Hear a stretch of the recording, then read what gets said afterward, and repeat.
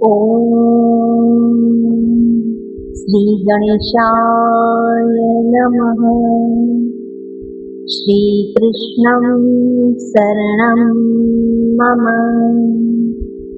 જય શ્રી કૃષ્ણ. તાનાની પ્રિય ગોપીઓ, આપ સૌનું મારી ઓમ ડિવાઇન કથા યુટ્યુબ ચેનલ પર હાર્દિક સ્વાગત છે. આજે હું તમને પુરુષોત્તમ માસ કથાના અધ્યાયમાં 12મા અધ્યાયની કથા કહેવા જઈ રહી છું, જેનું નામ છે મેઘાવતીનો જન્મ.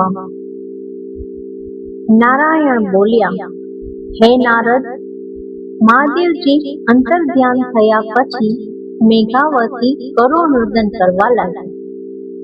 નિશાશા નાખીને સતત રડવાથી તેનું શરીર નખાઈ ગયું અને તે થોડા સમયમાં મૃત્યુ પામ્યું.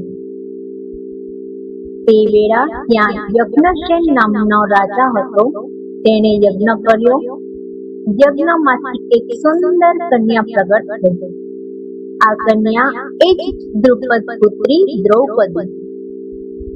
કન્યા યોગ્ય વયની થતા દ્રુપદ રાજાએ સ્વયંવર રચ્યો.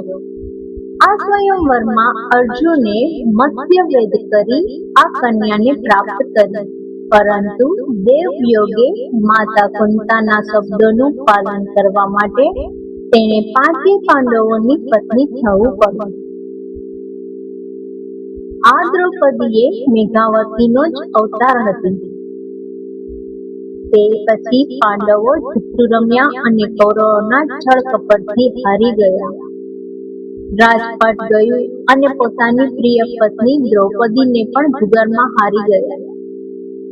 દ્રૌપદી રજસ્વલા હોવા છતાં દુશાસન તેને કૌરવોની સભામાં ખેંચી લાવ્યો. તે વેળા દ્રૌપદીએ રડતા રડતા શ્રી કૃષ્ણને પ્રાર્થના કરી કે, હે કૃષ્ણ, મારી લાજ તમારે હાથ છે. ભગવાન ભક્તને આધીન હોય છે, તેથી શ્રી કૃષ્ણે અદ્રશ્ય રહીને દ્રૌપદીને 999 વસ્ત્રો પૂર્યા. હે નારદ, પુરુષોત્તમ માસ એટલો બધો પવિત્ર માસ છે કે ઋષિ મુનિઓ પણ તેનું વ્રત કરે છે. કામાખ્ય વનમાં અનેક પ્રકારના દુઃખો ભોગવીને થાકી ગયેલા પાંડવો બેઠા હતા.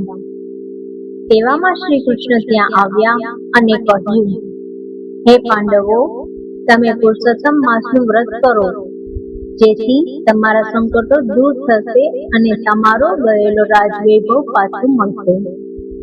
આમ કહી તેઓ દ્વારિકા સુધાર્યા. ધર્મરાજાએ કહ્યું, હવે થોડા સમયમાં પુરુષોત્તમ માસ આવે છે, તો આપણે શ્રી કૃષ્ણના કહ્યા પ્રમાણે વ્રત કરીશું. પુરુષોત્તમ માસ આવ્યો એટલે પાંડવોએ ભાવપૂર્વક વ્રત પૂજન કર્યું. આ વ્રતના પ્રભાવે 14 વર્ષ પૂરા થતા તેમને ગયેલું રાજ્ય પાછું મળ્યું અને તેઓ હસ્તિનાપુરની ગાદીએ બેઠા.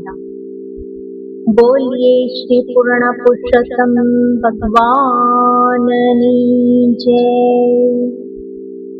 હે પ્રભુ શ્રી કૃષ્ણ, આ પવિત્ર પુરુષોત્તમ માસમાં ભક્તિ, શ્રદ્ધા અને સારા કર્મ કરવાની અમને બધાને શક્તિ આપો.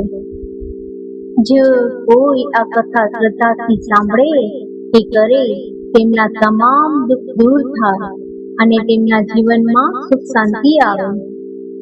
જો તમને આવી આધ્યાત્મિક કથાઓ ગમતી હોય તો વિડીયોને લાઈક કરો, મારી ચેનલને સબસ્ક્રાઇબ કરી તમારો સાથ અને બ્લેસિંગ મને આપતા રહેજો.